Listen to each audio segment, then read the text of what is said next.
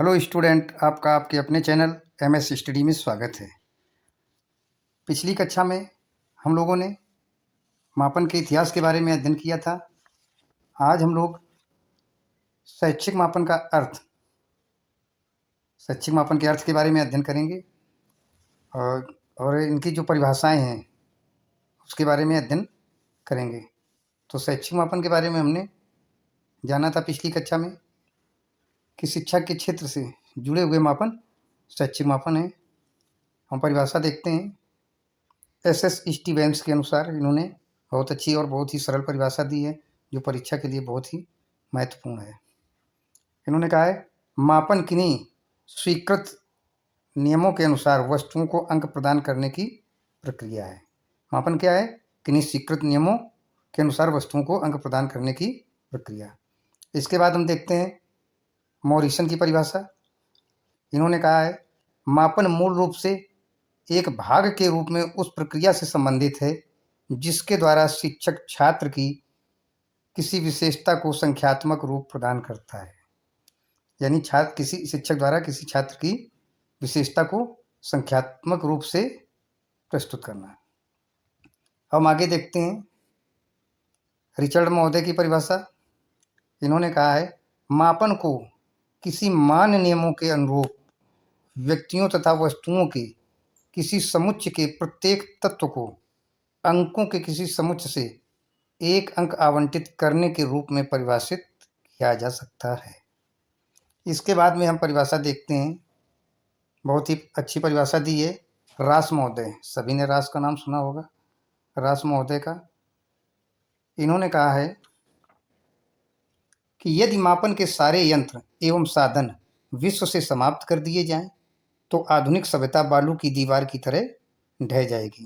क्या कहा इन्होंने? कि यदि मापन के सारे यंत्र, जो भी यंत्र हैं, जो भी इकाइयां हैं जिनसे हम मापने का कार्य करते हैं, वो अगर विश्व से समाप्त कर दिए जाएं तो हमारी आधुनिक सभ्यता बालू की दीवार की तरह ढह जाएगी। अब हम आगे देखते हैं कैंपबेल महोदय की परिभाषा। कैंपबेल,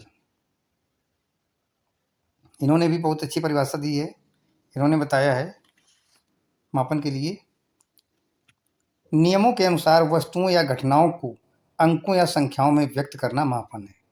यानी वस्तुओं या घटनाओं को अंकों या संख्याओं में व्यक्त करना मापन कहलाता है। तो इस प्रकार हमने विभिन्न शिक्षा शास्त्रियों की परिभाषा देखी।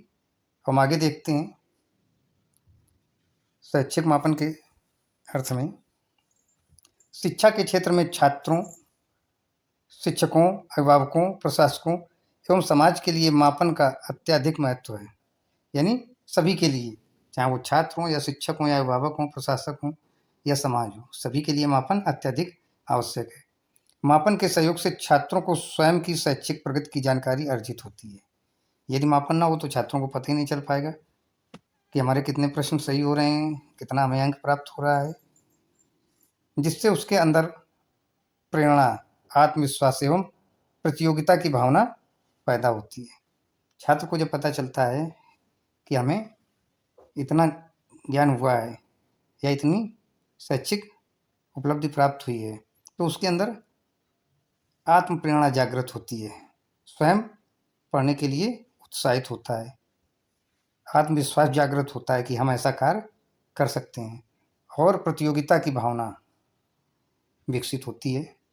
मापन प्रक्रिया शिक्षकों के लिए भी अति महत्वपूर्ण है, जिसके माध्यम से शिक्षक पाठ्यक्रम, शिक्षण विधि, पाठ्य योजना, शिक्षण सामग्री इत्यादि में समय के साथ परिवर्तन लाते हैं और मापन के सहयोग से छात्रों के माता पिता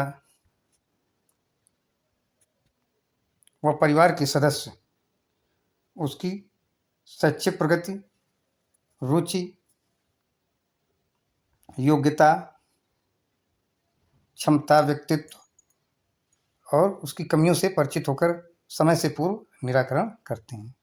शिक्षक के लिए इसलिए आवश्यक है कि वर्तमान परिवेश में किन किन हमें नवीन विधियों का प्रयोग करके किन किन क्रियाओं के माध्यम से छात्रों के ज्ञान में बढ़ोतरी करें और परिवार के सदस्य उसकी शैक्षिक प्रगति में रुचि, योग्यता, क्षमता और व्यक्तित्व के बारे में जानकारी हासिल करते हैं और ये देखते हैं कि जो कमी रह गई है उसका समय से निराकरण किया जाए, उस कमी को दूर किया जाए, ताकि छात्र अपने आगे के जीवन को विकसित रूप से प्रशस्त कर सकें। शिक्षा प्रशासनिक अधिकारी एवं नीति निर्धारकों को भी मापन के परिणामों का प्रयोग शैक्षिक व्यवस्था लागू करने एवं नीतियां निर्माण करने में करते हैं। देखिए, प्रशासनिक अधिकारी भी अपनी नीतियों को बनाने में, उनको लागू करने के लिए मापन के परिणामों का प्रयोग शैक्षिक व्यवस्था लागू करने एवं नीतियों के निर्माण में करते हैं। तो आज हम लोगों की कक्षा यहीं तक रहती है।